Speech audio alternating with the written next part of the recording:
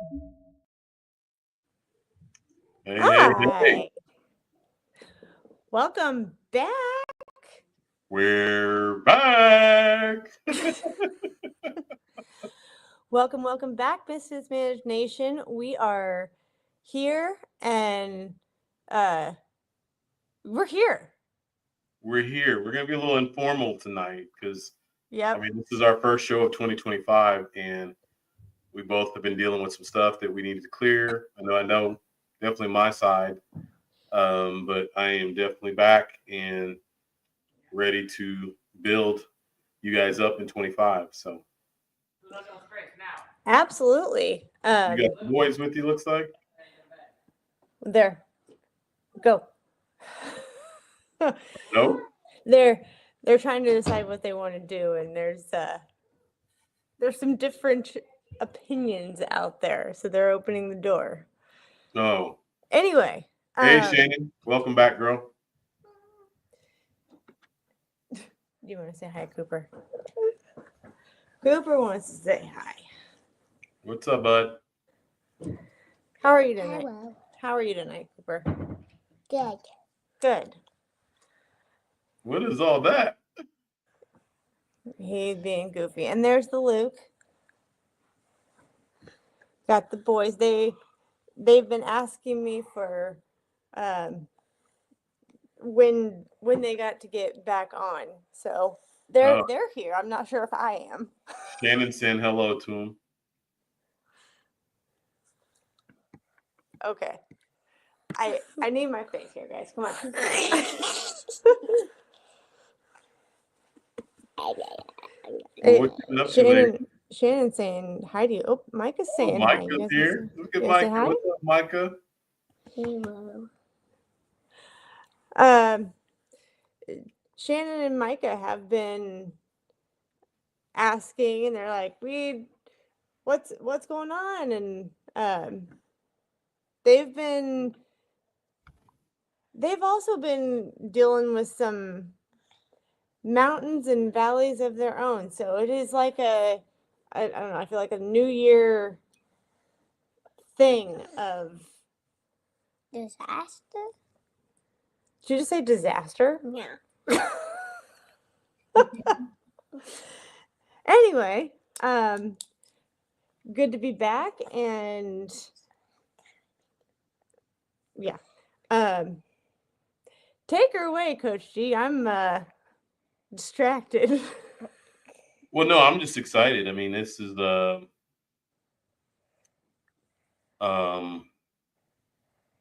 it's been hard. I can't lie. I'm just sending this real quick to Micah.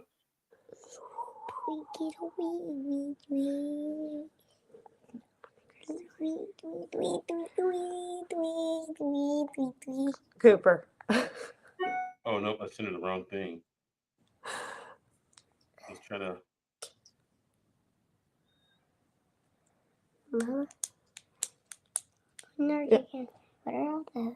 Okay. Those are titles. Who are you sending stuff to over there? I'm done. So sorry about that. Okay. So yeah, this has been, when have we been off? I know we were off for the holidays for Christmas and New Year's, and then we've been off, the first couple weeks of First January. couple weeks of January doing some house cleaning. Oh, okay. I like that. In like all aspects of the. Yeah, so I will Let me write my name. Hey, I will there's some topics that we have coming up that yeah, I will probably go into kind of my journey that I've been through over this last, I'd say, month. But I have to say, God is good, man. I feel weight lifted off of me. I feel, the sadness. good. I'm human, and I'll just throw some of that out there. My heart is completely broken. But in true Misfits managed nation form, I'm learning to take sorrow and walk through that journey of darkness and look for the jewels. Yeah. The jewels of the And I must say, I picked up several, and that I'm thanking the Lord for that, and holding on to that has really helped me heal. Ugh, Hey, that's ouchie. about what it's what it's about, right? Right. I'm Right. here somewhere. I know. All right, guys. Since I am no longer in this window, why don't you guys say goodnight? Night, fellas. Okay. You say goodnight. Okay. What's he saying? I don't know. Buddy. Okay. Okay. All right. Ugh. Get my chair back now that I don't have.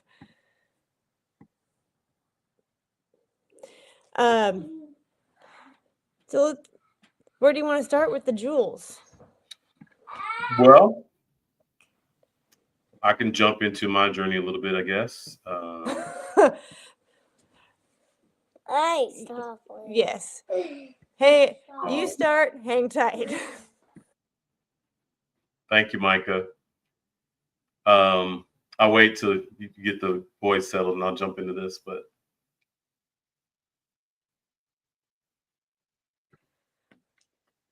It's like the first day back from winter break, and like all chaos is going. And Basketball moves to the shopping list.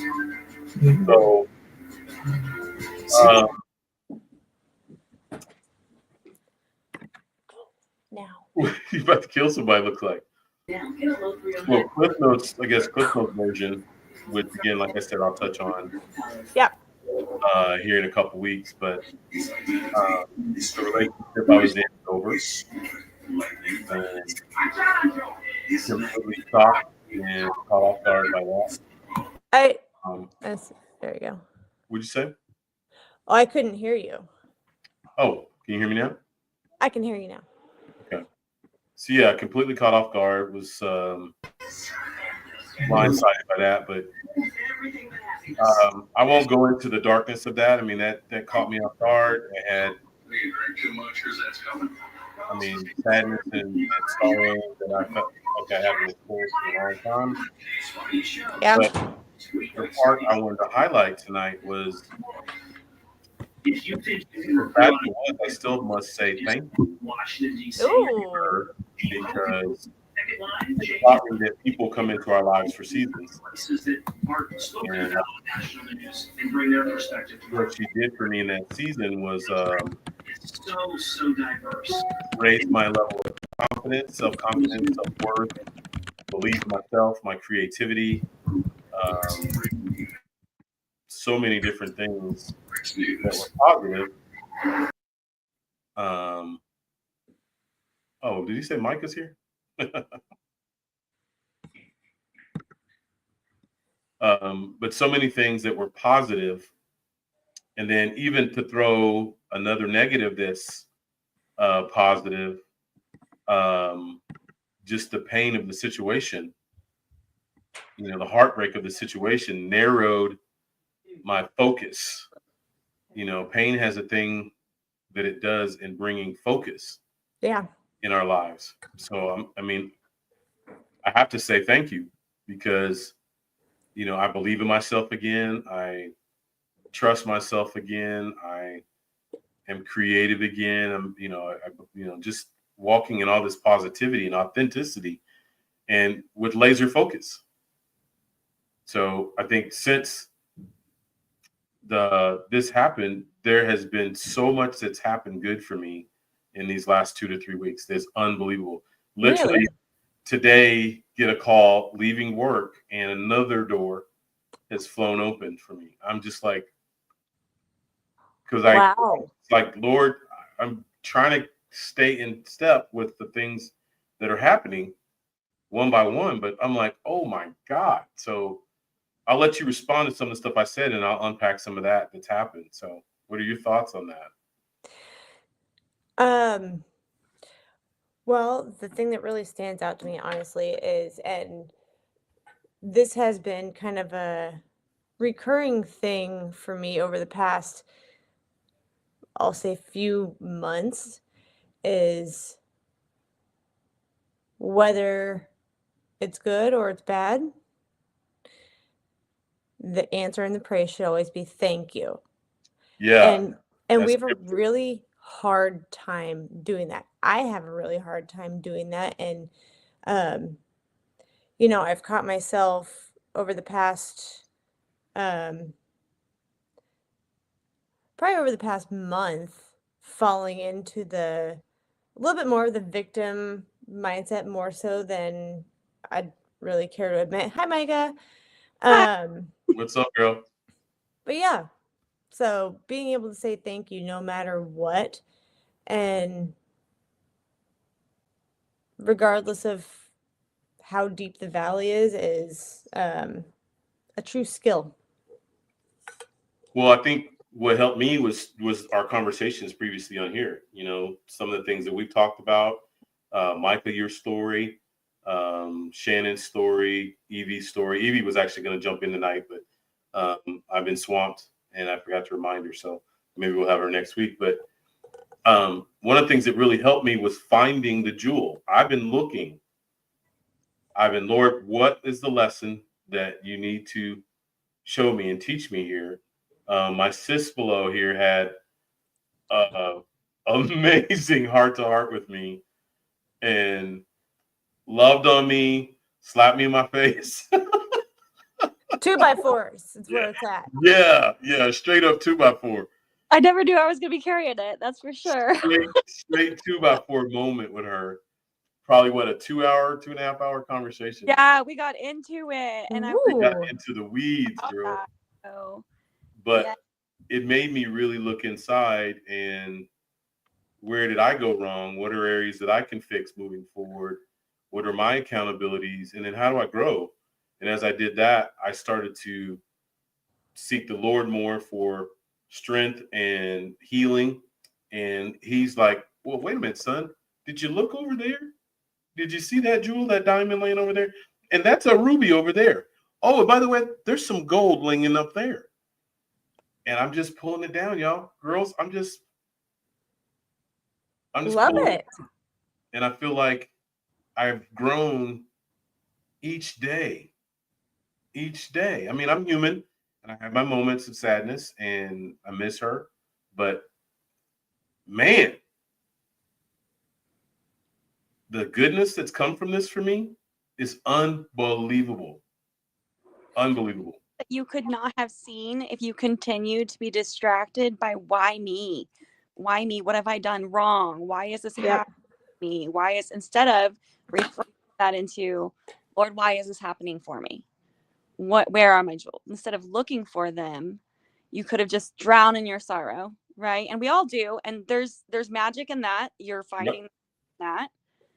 But like, for you to be able to sit here tonight and to be able to have a smile on your face makes me so joyful. And that smile doesn't have to last forever. It shouldn't last forever. We have to have our beauty. But the fact that you have gone and you've looked for those jewels and you found them, I'm just wholly impressed. Wholly impressed. I'm a misfit, as Lauren is, as you are, as Shannon, and everybody else we've had on here, that we find a way to get up every day. So it's been amazing. I said I quoted what's his name? Will Smith. Ooh. On the show before that talked about that the greatest gifts God gives us are on the backside of pain. Uh-huh. Yes. 1000%. I'm like, man. And you do not get the weight of that until you're on the backside of. Yes. Like, okay. Got to deal with the pain to get to the gain. Yeah, because I'm like, you guys know my story. So especially romantic relationship, this is the greatest pain I've experienced. All of that in the past combined in the one. And yeah, man, but the reward, like I said, Mike, I don't know if you caught that. It's like the benefits of this just keep coming. Yep. Just keep coming. And I am blown away. by what the Lord is doing for me. That's awesome. It reminds me of this quote that a friend always throws at me because I'm human. Boy, am I human. Ooh. And so I get all this back to me, from my amazing community as well. And the quote is like, stop trying to force a nut onto a bolt. If you have to force it, it doesn't belong there, right? If you have to force it, it doesn't freaking belong there. And that is so hard to like hold on to because we want control, we want what we want. We want to get there how we want to get there. And surrendering to that and just sudden and like that visual of realizing I'm trying to force a nut onto a bolt. And Gary, I did that for almost 20 years in a marriage. I forced it. I mean, I can't tell you how many times we almost got a divorce, how many times we fought, how much didn't go on, but we both were trying to force something that was not God-given. Because what I've noticed is everything in my life that is beautiful and easy and fun and great, it just comes to me. It's just given to me. I don't have to search for it. I don't have to force it. I don't have to control it. It's just handed to me. I just like wake up one day or walk into a room and people are like, hey, and I'm like, oh, okay, this is where I belong now. It's not something I'm out there searching for. It's not something out there I'm forcing. And that is like for you to have gotten to this place as quickly as you have and realize that you're not trying to force any nuts that don't belong anymore. That's just, have you pat yourself on the back? Have No, you celebrated your strength? It's funny you say that. My cousin, I talk about all the time, AG, he's like a brother. We were in a deep conversation the other day and he was like, he just cut me off. He's like, I just need you to be quiet. I'm like, what? He's like, no, I mean, no disrespect. He said, I just feel something right now. He's like, I need you to be quiet and I need you to think about what you have just gone through and where you are right now. Amen. He's like, I remember when this happened, the moment it happened, and I called him and he could tell, he knew in his spirit something was wrong, but he was like, look at what you've done, how you've come through this.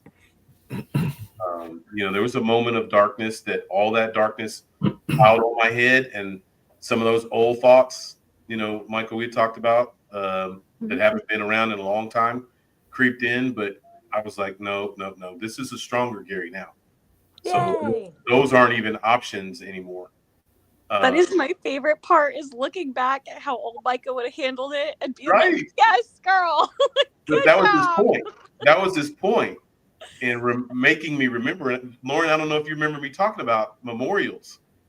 How the children of Israel, God taught them to build memorials. So when they got in bad situations, he would say, look back to that memorial and it would give them strength and encouragement to move forward. Where he had delivered them before, meaning he's going to do it again. Just stay the course. Yep. So my cousin made me intentionally be quiet, focus on my own personal memorials. Mm-hmm. He was like, think about a year ago, if this happened to you, what would have happened? Yeah. We would have been in trouble because we might have lost you. Yeah. And he was like, look at how much strength you've gained in just a year.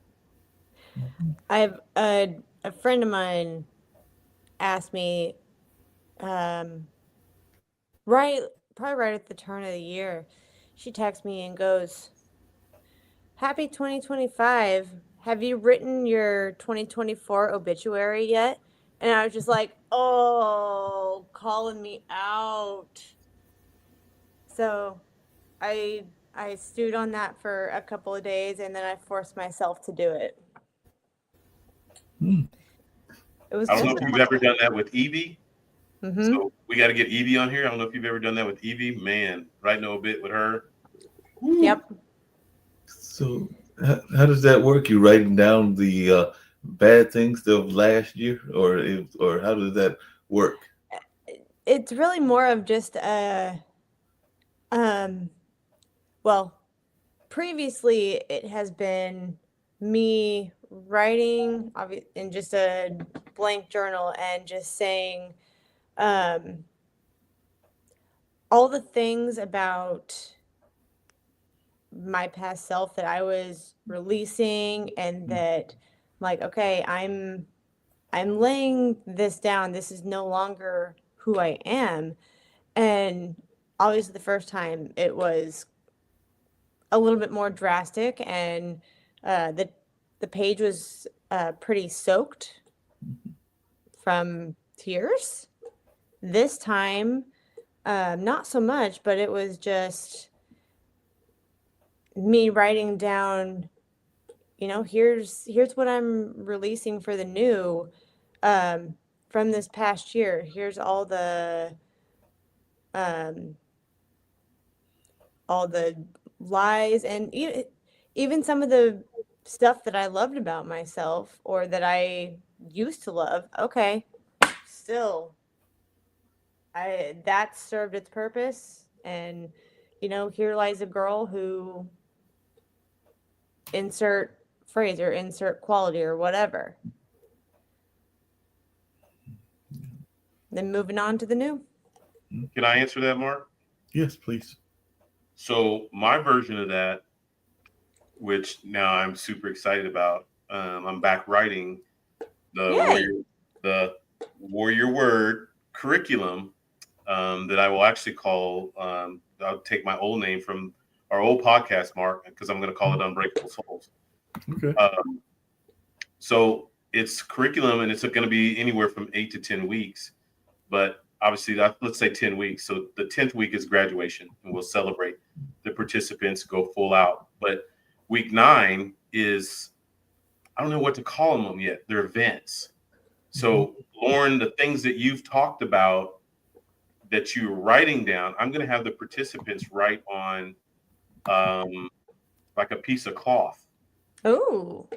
And then on the back side of that, just one word, what it is. And then on the back side of that, write down what it has cost them. And then they have to be creative, because those are things that we carry as weight every single day. Yep. Nobody sees them, but we know that they're there. So they have to put them on their body somewhere, but they can't be visible to anybody. So they've got to be creative and figure out how they can hide that from the general public, from anybody. And then that week when they come in to do the class, one of the exercises that they're going to do that day is there will be a fire pit at the end of a walkway. Go burn it. Instruction, and they'll reveal their soul ties, their hurts, their pains, their trauma, whatever it is.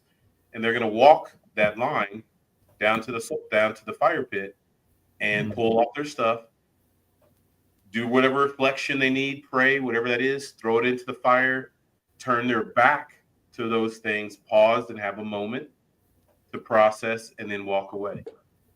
So those things for 24, or in my case that we're in this class, things they've dealt with in life. So scripture would say those things that so easily beset us and separate us and kept us from God. We're turning our back to those things, never having to deal with those or carry them again. Yeah. Ooh, I challenge you, because I'm all about transformation, right? I'm an alchemist, okay? At my core, I am an alchemist. So I love that.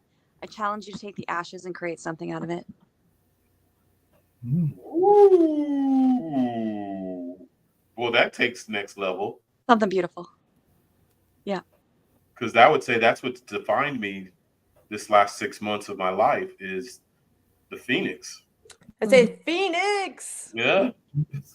Mm-hmm. We're going to talk on that, girl. Yeah, I like it. I'll play with you. Yeah, I have no idea. I'm like, wow, I don't know what that means. At my core, I'm an alchemist, though, and I immediately hear, like, take that and make something beautiful from it. That's my whole life, is taking everything that other people would be like, I don't know how you do that, blah, blah. And I'm like, look at the people I create. What was that Shannon just said? Let me put that back up. Actually, put that back up. Yep, Shannon. Oh, wow. Absolutely. And so what if it is? I mean, maybe people are just pulling out sheets. I mean, or just one big one that says life. Mm-hmm. Yeah. And what it's cost them. So Mm-hmm. I want to end in my curriculum with things like that. So we're going to do like a half a day, 4 or 5 hours of stuff like that, different symbolism things that are impactful. I love it. I love it. Yeah. That's beautiful. I was thinking a little differently when you said obituary. My mind immediately, because I've written a couple of obituaries, unfortunately. I know what it's like to write an obituary. I've done it very recently, actually. And the last one I did was the hardest one. Like, it was rough. It was for my mother. And my mother and I had a complicated, torrid sometimes relationship. And there towards the end in my healing, I was really able to appreciate her for who she was without expectations on her. And we got way closer, thankfully. And maybe she didn't notice it, but I did. You know, I noticed that I could be with her more. I could appreciate her more. Yeah. And I wasn't putting all my own expectations on her. But my mom was never known to be the perfect person. Like, you know, like she was never, like if I had stood up there and said some obituary about how she was the perfect mom and yada, yada, yada, yada, everybody would have called bullshit real fast, you know. They just like, I mean, so whenever I wrote her obituary, I focused on, first of all of her beautiful qualities, because she had beautiful, beautiful qualities, and her strength, because my story is multiplied in hers. As much as she didn't break all the cycles, she broke some, or at least, you know, loosened them for me.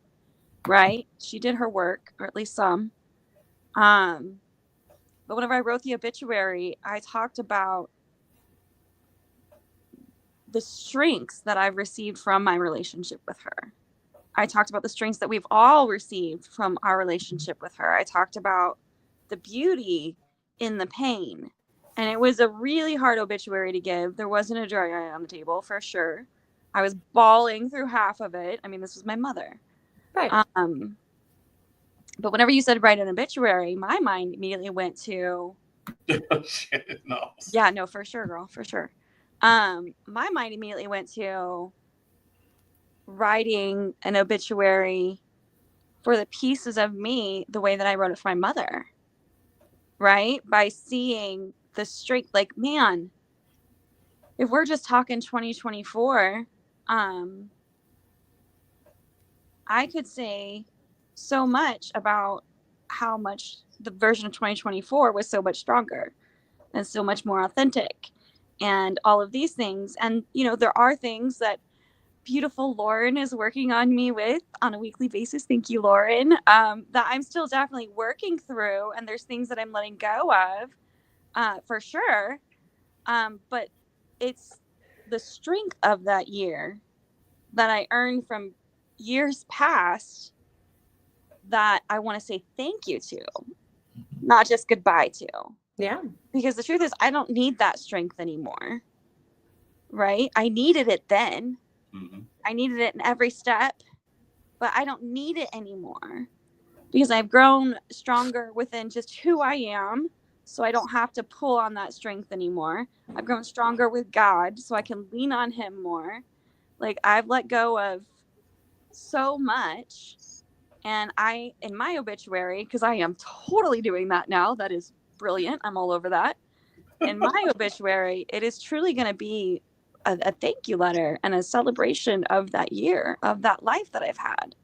Yeah. I mean, it was a beautiful year. One of the hardest years of my life. I was homeless for a hot minute. I mean, come on, like, it was a rough year. But the community and the strength and the relationships and the connections, and apply all that to just within me that I've developed, I'm going to say thank you to and celebrate in that obituary. Yeah. So I think that's part of it is as we let these things go, we appreciate them and have gratitude for the versions of us that we were, that we needed to be at the time. Yeah, that makes a lot of sense. Hey, Coach and Lauren and even Micah, there is a cultural, I work at the Cultural Arts Center, and there was a women's group, and they did the similar thing that you're talking about, where they got a lot of the past things and the past hurts, and they put them in a pit and kind of like gave them away and everything like that.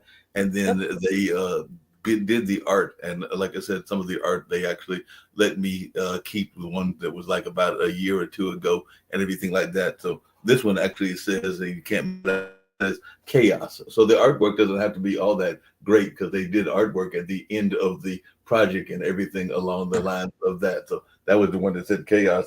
And at the back it says painting relates to their misery and vision has a lot of components, may seem like chaos. Mine is a peaceful chaos because this works for me. But even in the midst of chaos, it's clear and aligned. So that was one of the young ladies, Kelly, that wrote that one because they wrote like a little quote at the bottom of the thing as well and everything. And even though I don't have that particular quote, this one says done. So they were just saying that they were done at that particular point and all along those lines. So like I said, you don't have to think it has to be something like a masterpiece, like a kind of like a Picasso or something like that, because they just went there and used the very basic platforms to get that done, kind of like what Michael was talking about, because it was a group of about maybe 20 or 30 women that were there and all along those lines. So like I said, they were kind enough to let me keep some of those pieces. So that's why I went over there and grabbed a couple of them just to give that some context and everything, because I thought that fit with what y'all were talking about in that. Mark, I think they are Picassos because they're authentic of how that person felt. Right. And then since the three of us here, I want you guys to look at something real quick. And Lauren, so, more Lauren, Mark, Lauren, we created this show. Mark's our producer, obviously. Now let's look at the four of us and look at what the show has done. Look at the relationship, and then you got to throw Shannon in there. I was going to say, Shannon's in there. And I'm thinking about, obviously Lauren and ours relationship. Now Micah, Lauren, and Micah, Shannon. I mean, that's just from this show. I mean, Shannon and I talk all week, all the time. I visit her, a few times. Yeah. And Lauren and I talk every week. And Coach, it's been a hot minute for us. I've been in my own stuff, but we talk. I mean, we have conversations that most people can't have. Right. So, right. I mean, you know what I mean? Mark, I don't know where you're at. I don't know if you got my number, what's going on, but like I said, you give me the number, I will gladly call you because I definitely like your spirit, as like many of the folks that have been on this show. Because I'm in North Carolina, as y'all know, we all are over there in the Kansas Mark's area. just floating up here somewhere. Right. Mark is like, I want in. He's just taking it all in. Is what he's doing. So, just really quick, I'll go share this other one because they did have the note, and then this says the beauty of the unknown through a creativity and holding my values, my vision will be realized. So that's what that particular. I love that one. That one's great. One speaks to me. That one's gorgeous. Yeah. What was that? Was that butterflies or trees or what was that? It's like butterflies. Yeah, butterflies. Beautiful. No wonder I just saw dots. So okay. Yeah. I do have to tease you, Michael, just really quickly and everything, because you're talking about how things don't fit and all along those lines. And Coach will get this.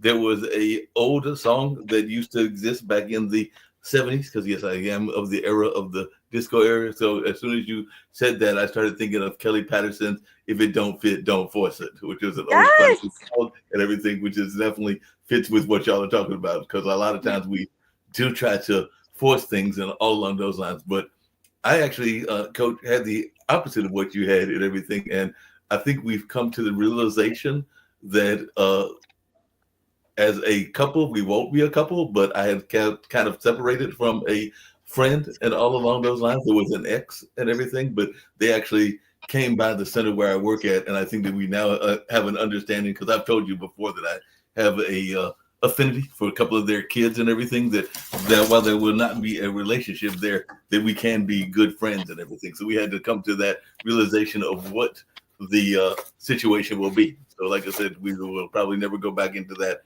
romance standpoint, but we've at least got to the point of being comfortable enough to be friends with each other and all along those lines.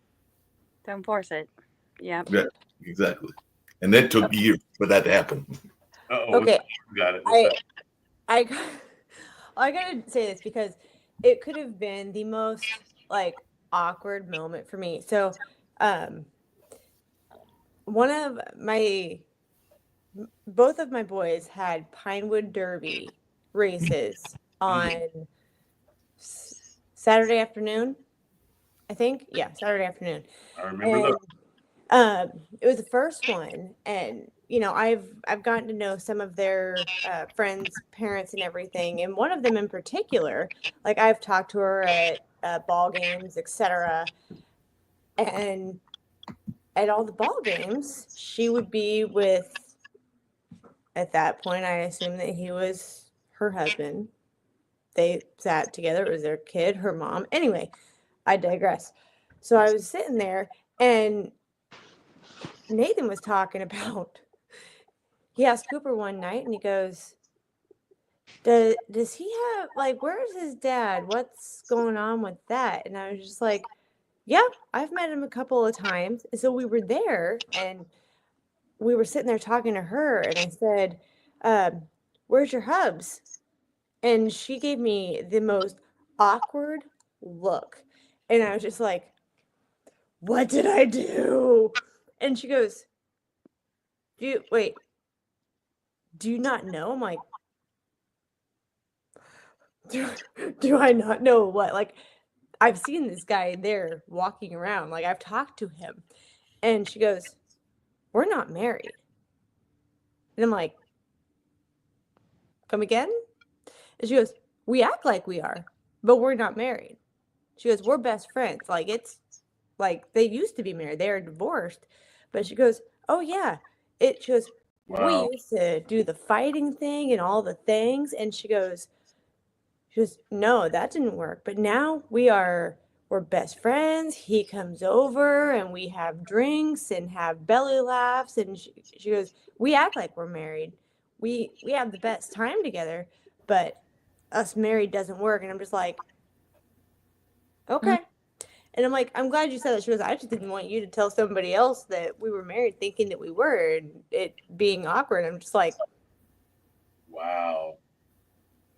but trying to force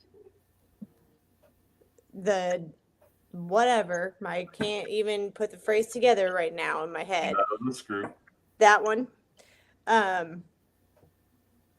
Like, it was just crazy because, like, they love each other. They have a child together, and they work great when they don't have to try to force the relationship, and they both do it their way. Mm-hmm. That's awesome. Yeah. I actually have a story like that helped me through my divorce. Is helping me through my divorce because we are not at the stage I want to be at yet. But I remember being at my daughter's soccer game, it was my son's soccer games, several of my son's soccer games, and his coach always had two women hanging around him, two different women. And I wasn't judging. I'm like, whatever. No, you got two. Okay, cool, man. Cool. That's exactly what it looked like, right? That's what, because they showed up. They were all over this kid. You know, they both mothered him. He was communicative with both of them, not awkward with either one of them. And I was always like, that's, like, you know, good for you, man. But I came to find out one of, you know, man, I'm not judging, but one of them was the stepmother, right? And I don't know why that didn't dawn on me because the relationship dynamic did not portray that at all. But I remember thinking, if I was ever in a divorce, this is way before the divorce, you know, began, that would be my goal, is that I could be that kind of a loving family, knowing that we're all here to support this, to love these children. We're all here to love each other, even if there aren't any children involved. Like, just because it didn't work, you know. And now I'm navigating through, I've been divorced for a while, and my ex has a new girlfriend, and so I'm navigating that whole scenario, and I am doing it with far more grace than 2 years ago, Michael. Wrong, girl. Danger. That's You're ridiculous. wrong. But that is a goal of mine, is that we can all remember that we're here to love each other. Like, and it doesn't work between him and I. We are not good together. That doesn't mean I won't work beautifully with somebody else. That doesn't mean he won't work beautifully with someone else. And why would I not support that? Because that just gives another loving situation for my children and for the man that I did love for a very long time. I mean, I was married to this man for 19 years. You can't say there wasn't love there. Yeah. So, Yep. and we tried to force it, a nut and a screw or a nut and a bolt for like Way too long. Way too Well, long. let me throw mine in there then, because I'm on the same bandwagon. And I think this only happened because of what happened. Yeah. You know, the pain. Remember, I talked about in the beginning. The pain brings a focus to you that only pain can bring. Mm-hmm. So for me, Lauren, I can't wait to see her face. I want to say 6 times in the last week, I've talked to my ex-wife. Mm. I haven't talked to her in 2.5 years. Not a word. And I'm doing a shout out. I'm doing the play that I did last year, we're making into a movie. Yeah. So one of the scenes completely wrecked me that we Did did it? about a week ago. And it reminded me of a scene in my real life with my ex-wife, where because we got pregnant at an early age, we had to stand in church in front of the congregation and ask for forgiveness. So unbiblical. Yeah. Anyway, that's a whole other topic. We'll have to have a show on that. But I want on that one. the actress that portrayed the girl who got pregnant, oh my God, she was amazing. But I'm sitting there because I was the one consoling her, like, it's okay, honey, the church body, we got you. The pastor had busted her out, but the church, we were trying to rally around this girl. And I was like, tell me who the father is. You know, we can't just have you up here. Where's the father? But after the scene, the first practice, a couple times, it hit me. I was like, this is my life. I had to do this. And as an 18-year-old with my, ex-wife. And so after I got home, I texted her. First time in 2.5 years. She was like, I think this is her number. And just said, hey, she's like, who is this? And I'm like, it's Gary. And I'm like, she's like, I text her this book. And I'm like, this is crazy, but this is what I'm in this show. We did the skit teaser for the show, and it reminded me of us. And I just want to take a moment to say I am sorry. I realized how much pain you had to have been in that moment. The shame, the hurt, the sorrow, the embarrassment, the guilt. And we shared that because I was up there with her. But I said, I just in that moment, it made me think about you and what, I know what I went through in that moment, but I wanted to offer my heart to her. Completely wrecked her. She's like, wait a minute, what?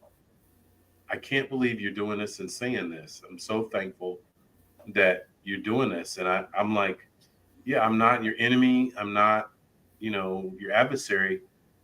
To your point, Micah, we've loved each other for 34 years. The majority of our lives, we raised 3 beautiful children, lost 4. There's bonds that we have that will never be broken. And I'm like, I don't want to live like this with you. And I'm finally in a place where it's just not worth it. Mm-mm. It's weight, that I'm not carrying into 25. Are we going to be best friends? I don't know.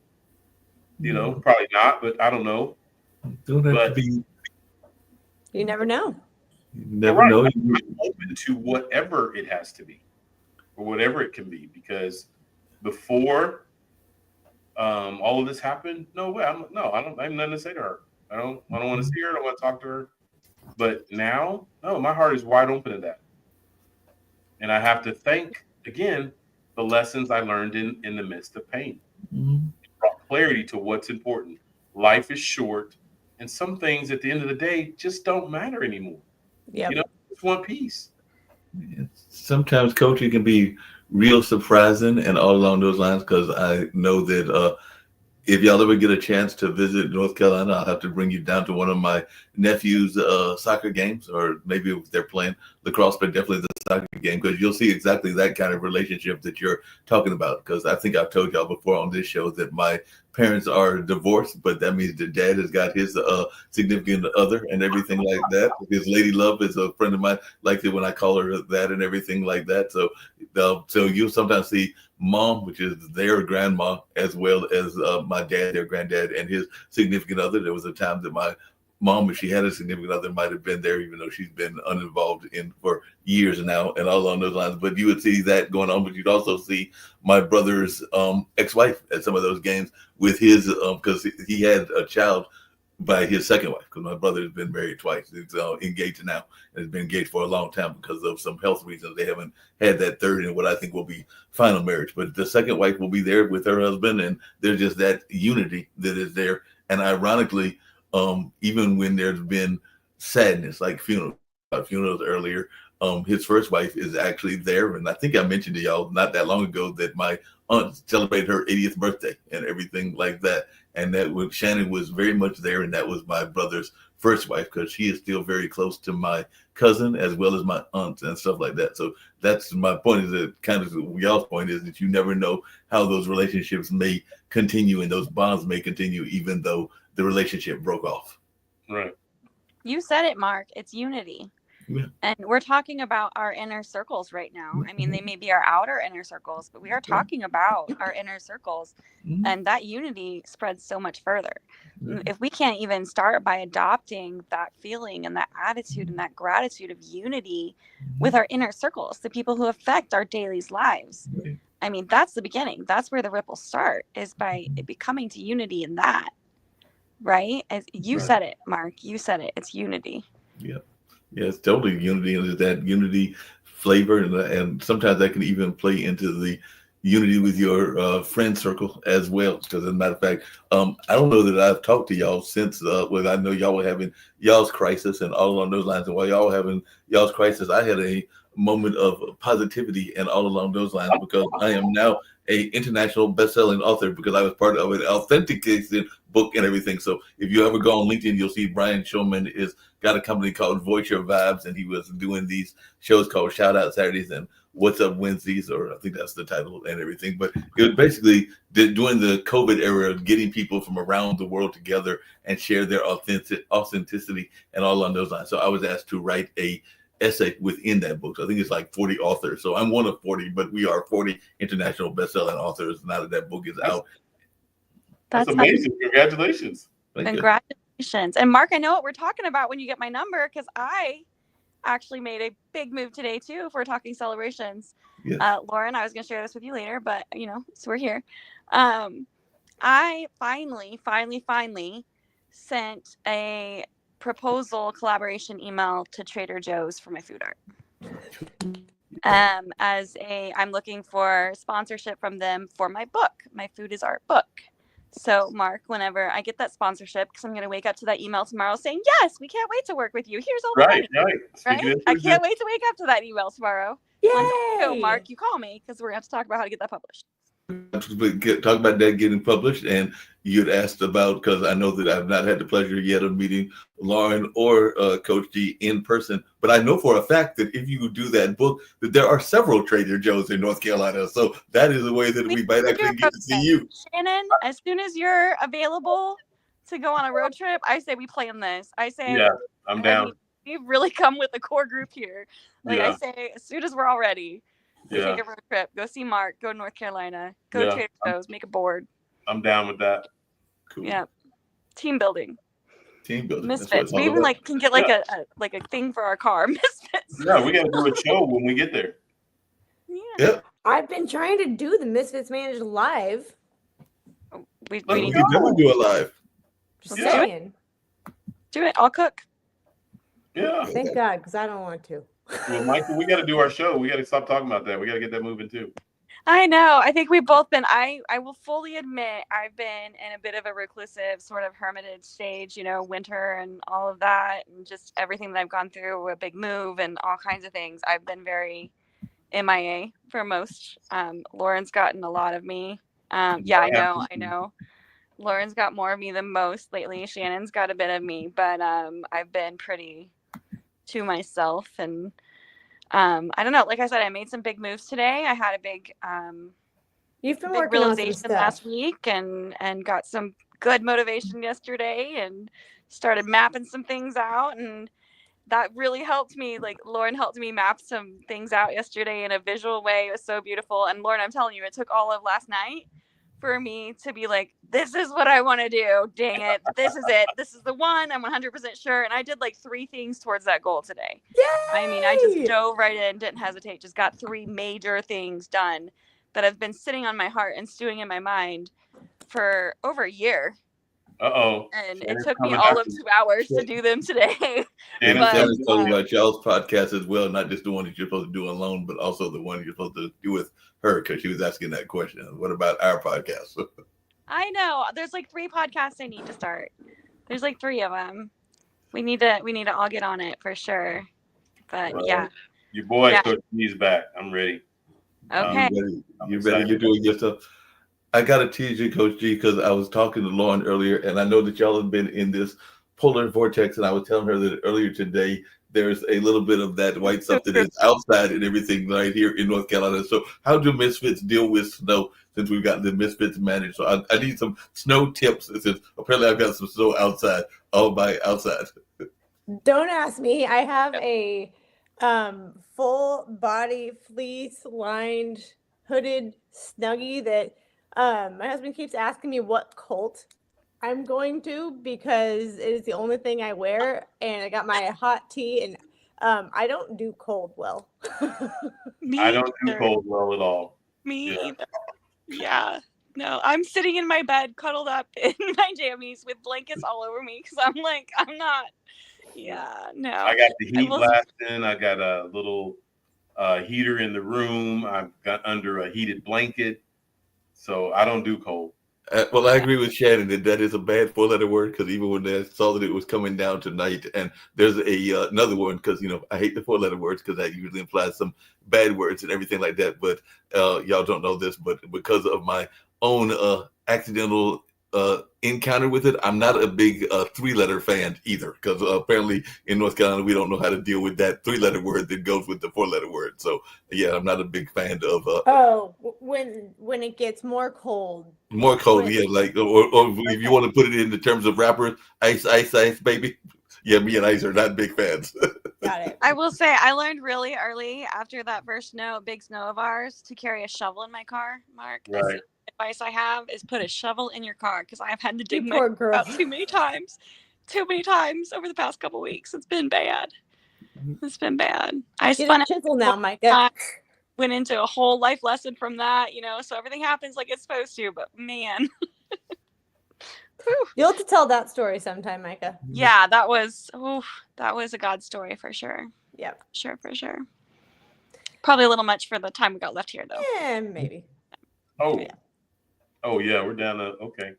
Time flew by, didn't it? Yeah. Wow, I was like, dang, I was about to jump into something else. But we just got started, it feels like, right? Yeah. It was a catch-up, and we've been on a long break.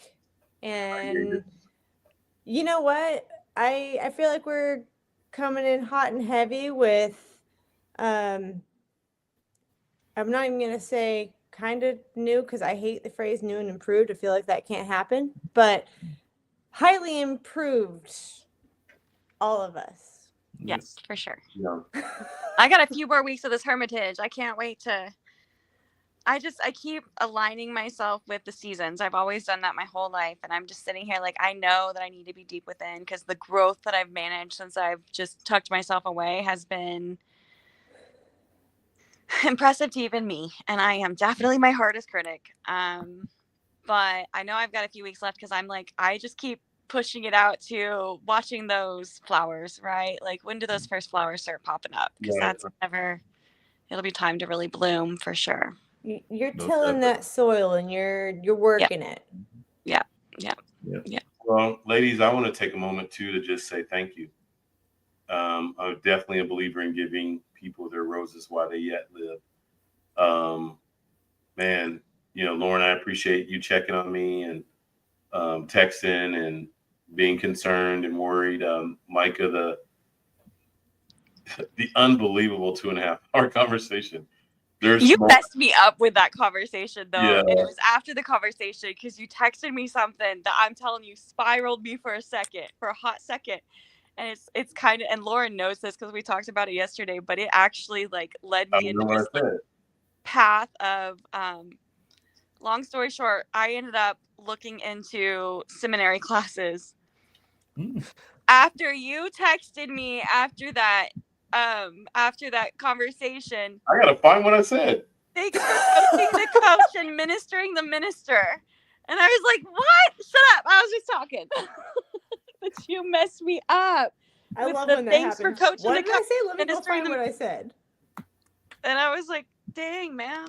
Dang, brother. Thanks for seeing. I gotta go back and find that. Yeah, that's what you said. And I was like, and it just sat with me. And I didn't do much with it for a minute, but it was there. And I was just like, and it spun my head, like it spun and spun and spun. And I was like, all right. Well, I definitely want to return to seminary, but I'm that's probably next year for me. You doing that? I'm gonna do it. All right. Yeah, I need to finish it. Well, I ended up spiraling again after a conversation with Lauren. So you guys are really like helping me, guiding me in my life here, apparently. Spinning again after a conversation with Lauren and a conversation with another friend. And we talked about this a bit. And accepting that I was willing to go into seminary as my calling, if that's what it was Yeah. all I needed to do, because it immediately brought me back to, Micah, this is your life. This is your gift. You've already been given your gift. You don't have to do anything to deserve your gift. Your gift is here. And that made me start writing and I literally made a list of everything I've wanted to be since I was a child, and went down that list, and in my heart tried to find what still resonates. And that's what led me to make some really, really big moves today. Oh, you followed up on that brain dump. I did. I've been working. I can't touch that this year. I got too much on my plate. I mean, too much coming. Like I was saying before you got here, there's stuff that's dropping literally just today, just before I got on here, that I totally out of left field. I was like, wait a minute, what? You want me to do what? Which is right in line with what, I mean, I just was going to wait, but now it's in front of me, so I got to do it. So yeah, whenever God gives you something, when you don't have to work for it, when you don't have to force it, whenever it's just handed to you, that's when you know the magic of it. Yeah. Because life is supposed to be easy. We just make it really hard. Yeah. Uh-huh. Make it harder than it needs to be and everything. Did you say y'all were doing a film? Because actually I got a chance to be an extra because they shot 2 weeks ago at the Heritage Center and everything, but the filmmakers themselves are not that far from you and everything. I think one of them has moved to North Carolina, but they are actually originally from Oklahoma. So they have a African-American film company called Arconic and everything. So it's about a coming of age story of a young lady that's trying to make it in a talent show competition, kind of like American Idol or something like that, but she is losing her self-confidence and everything like that. So that's what the movie is about, that they were shooting 2 weeks ago and everything. So they actually were shooting like an art gallery scene and a couple of scenes of the competition itself. But I thought of y'all because I was like, Oklahoma, Kansas, not that far apart and everything. Yeah, so I might have to get that contact and send it over to Booker. I can definitely do that. Productions, by the way, and send it to Booker and have him call and reach out. Yeah. So I can definitely have that done because they were very down to earth kind of individuals, like the three of you are as well. So I think that it would be a match made in heaven in that sense, because they were very relaxed and all along those lines. I mean, so much so that, as y'all know, I don't get around except for mass transit, and we had that first storm. This is the second one, by the way, and everything. And it was a minor thing, but it caused enough to shut down our buses and all along those lines for days and hours and that kind of way. And that being said, they sent an Uber to get me because they knew that they couldn't get to the building without my key and everything. So they knew that they needed to do that, and were smart enough to do that in that situation. So like I said, they were very down to earth. And I know one of them now lives in Baltimore. The other one lives here in North Carolina, but they're very much connected to that Oklahoma, Kansas area. I'm going to put this out there coming from, all Kansas clan here. How much snow and ice does it take to send Durham into a tizzy? Because I feel like our definition of snowpocalypse and yours is a little different. Oh, probably night and day. Oh, No, yeah. it's night and day. It literally takes I will put it this way. Once we hear that there is a threat of snow, it can be just like a little bit of ice and everything. I can guarantee you that the grocery stores were raided and totally emptied and everything, because they're not used to it. There were times that we were without snow for 2 or 3 years. So now this is the second one. Yes, it is a lot of hectic nature and people that are panicking. And like I said, it's really just a covering. That's what I meant when I said it's a covering right now and everything. But yeah, it is totally night and day. But you got to remember, I went to school in Milwaukee, so I know what real snow looks like and everything. Because I did go to school at Marquette and everything like that. So yeah, I know what the real snow looks like. But yes, around here, it just takes a little bit and everything. I think I joked with Coach on one of our past shows, and I'll just leave it at this, that I remember, of course, this was centuries ago when I was in high school, literally, I lived in a town that was W was was the first letter. So I had to wait till find out if there was snow. And when there was snow, they would be like, school canceled. And like, oh, canceled. I get to go rest in. And I remember going to sleep and then waking up later on that morning and then going to look at mom and dad going like, did they say there was snow? And they were like, yeah, you missed it. Because it came and it won't. But it was enough to cancel school. Just the most beautiful metaphor for Misfits, though. I mean, think about it. We're sitting here like we've been through it. Yeah. It takes 16 inches of snow over 3 inches of ice for us to be like, oh, what's up? If we have been presented with a little frizzle of snow, we'd be like, let's go swimming, you know? Right. Are as I saw Misfits. plenty of people in shorts too. We have mountains come at us, and we're like, we've been here, done that, we good. Yep. We just right? blink right now. How beautiful of a metaphor is that for what we're? Love that. Yeah. Totally. All right, y'all. Well, we are wrapping it up at closing time. It's so I'm fast. so excited that we were back. Me too. It's for the past couple of weeks, Shannon and I would like meet up and text each other at Tuesday and be like, "Are they on? Are they on? No, look what they're showing though." Look, it was like we were here rooting for you though. Yeah. That was my bad. I needed No impatience, no judgment whatsoever. Like I said, I was in my own space too, so it wasn't. But we just so you know, we are here for you. Yeah, I know. I love you guys. I appreciate that. So, all right, y'all. Get us out of here, Mark. This has been Misfits Managed Nation again. We're back with your boy Coach G and Lauren and Micah. And their producer, Mark. And I'm going to get out of here with the mental health PSA. And then, of course, also the one that Lauren's got as well. And the rest of you owe me a video as well. So, yes, I wasn't going to let you off, Coach G. Yeah, I'll get back on that. All right. Cool. But I got to run, ladies. Yeah. Thank you. Welcome back.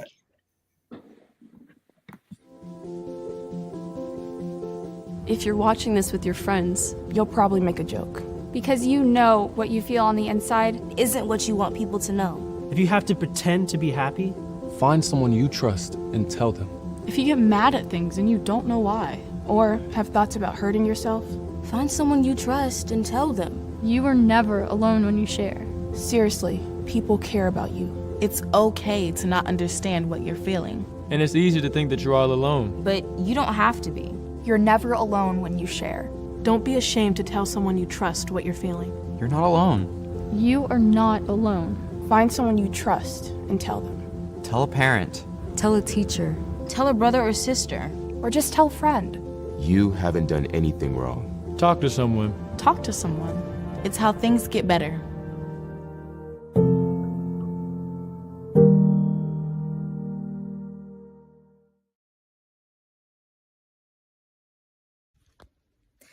Hey, Misfits Managed Nation. Thank you so much for watching tonight. I so appreciate you. I know Gary and I both appreciate you. I wanted to let you know, though, that being a misfit doesn't stop here. It is a piece of you, and it is a piece that we have to live with every day. But the good news is we can make good from being a misfit, even though it is chalked up to being a bad thing. Let's talk about how to make being a misfit is good. Let us talk about being a phoenix and rising from the ashes. And I want to help you do that through Forged by Fire. That is how you can work with me. And we would do coaching, we can do consulting, we can do one-on-one or group. I also do speaking opportunities. But let's get that inner misfit shining the way you were meant to.